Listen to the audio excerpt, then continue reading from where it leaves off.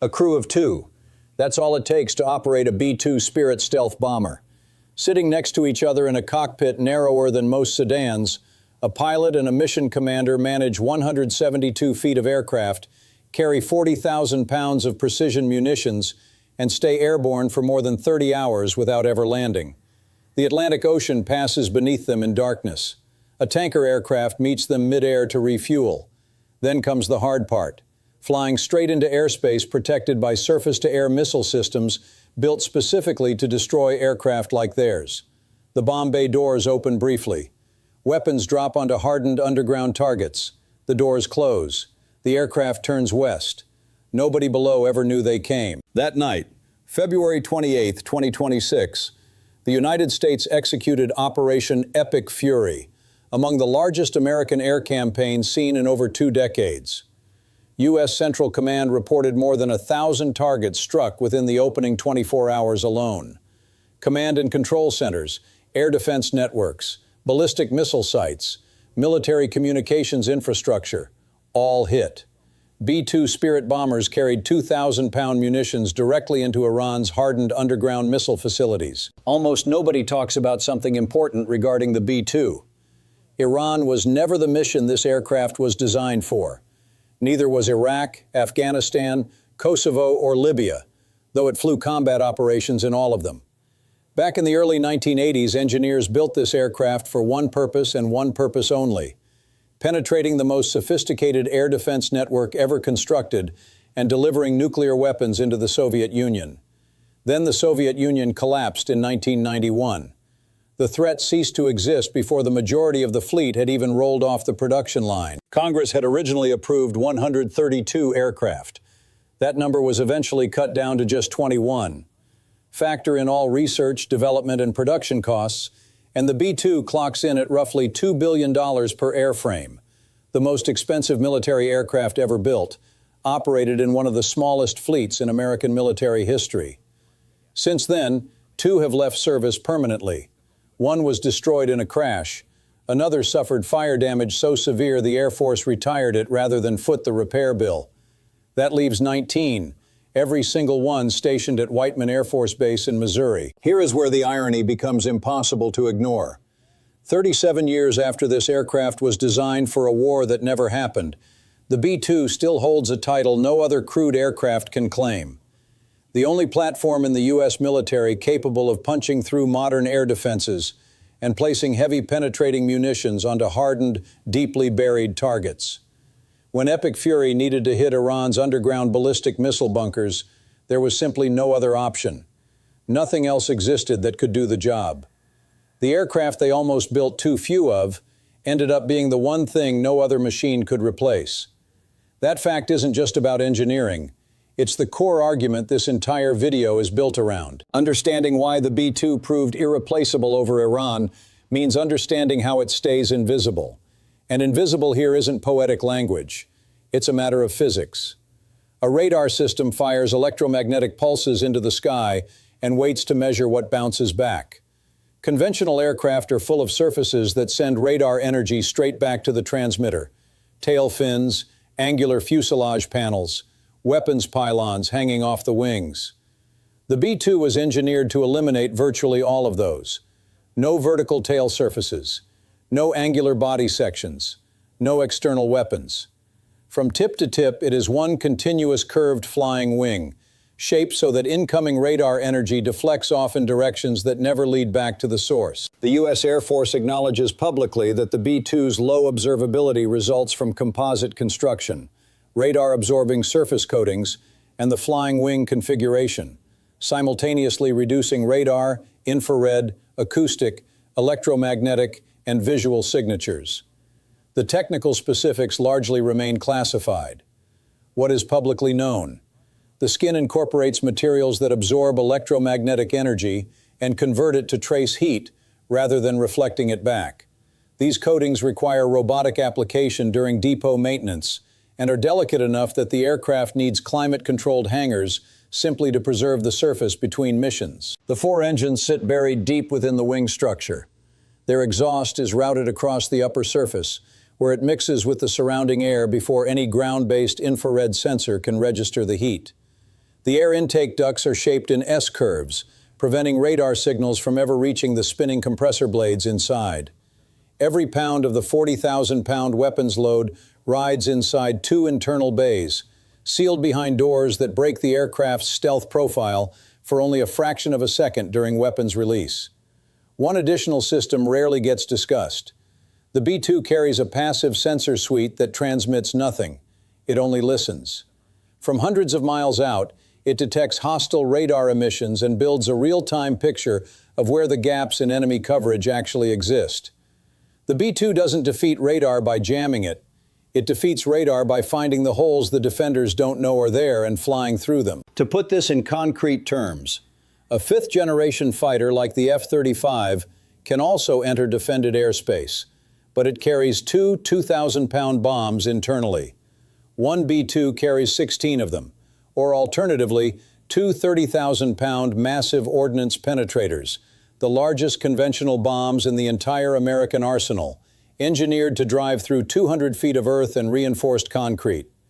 No other operational aircraft can carry them.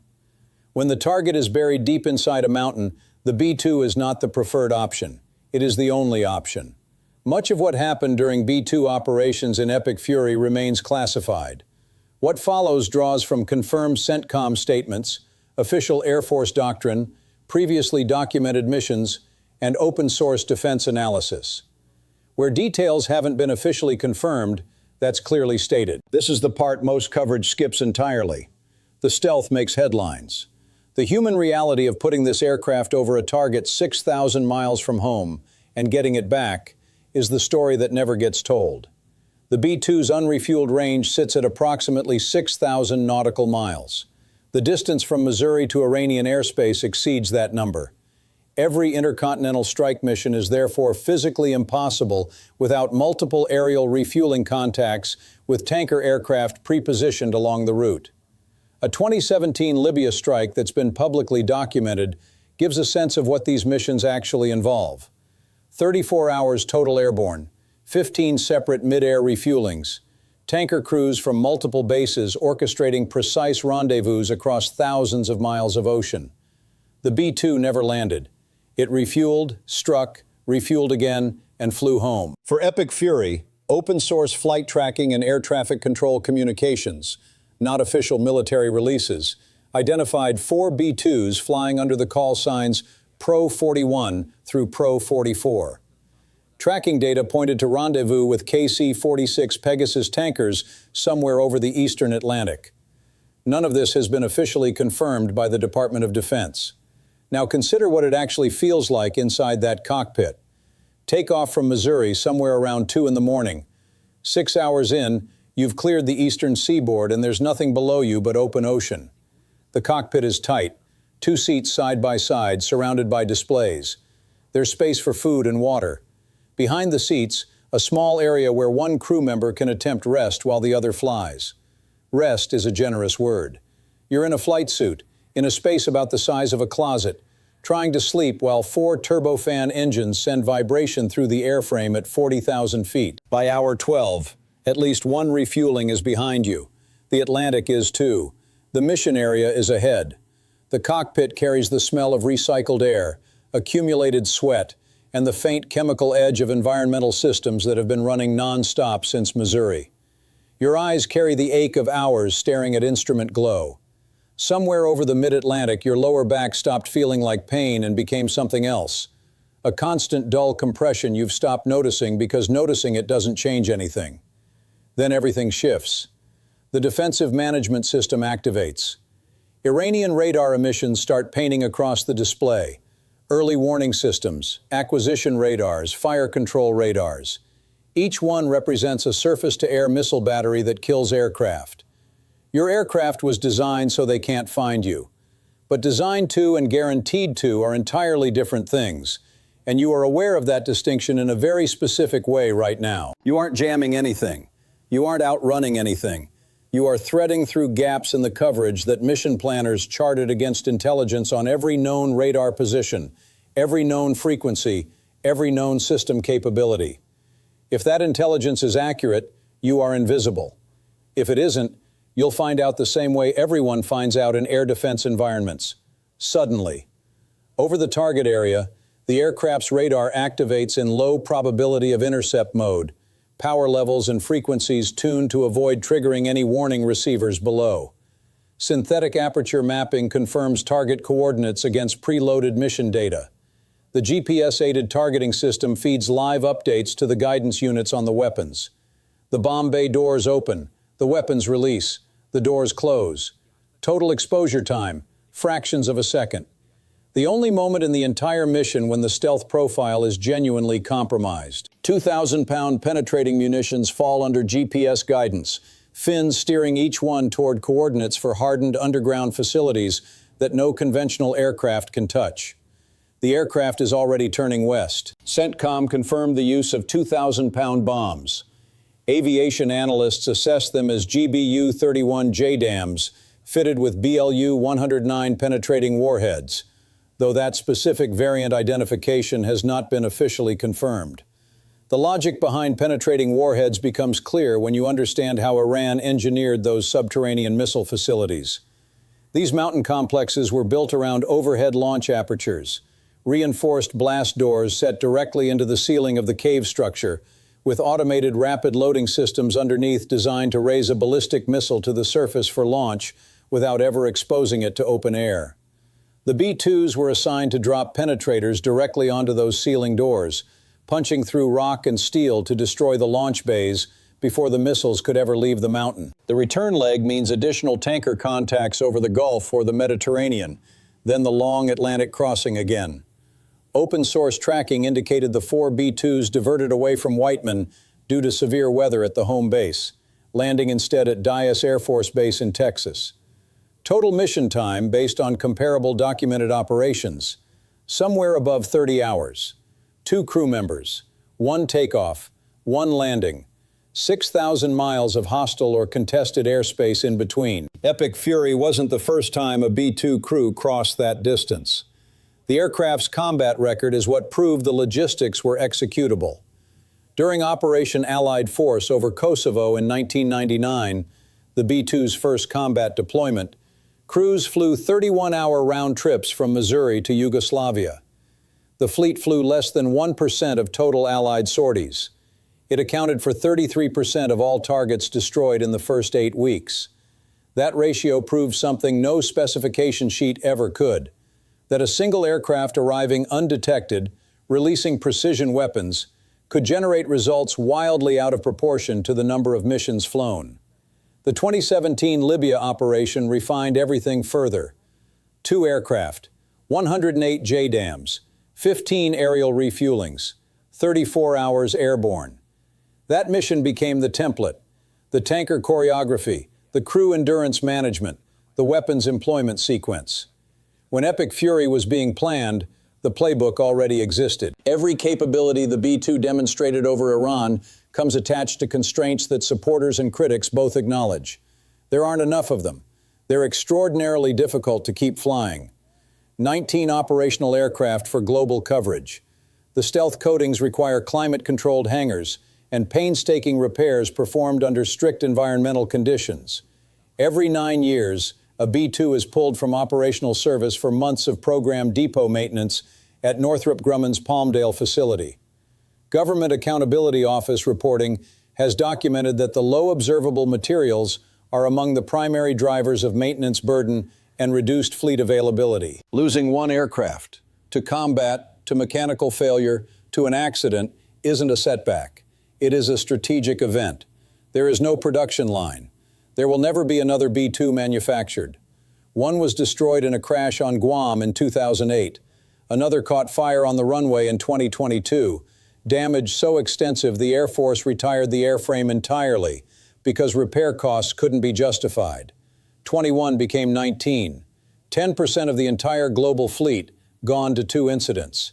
And the long-range missions that define the B-2's value depend entirely on aerial refueling tankers, aircraft that are not stealthy, not fast, and not built to operate in contested airspace.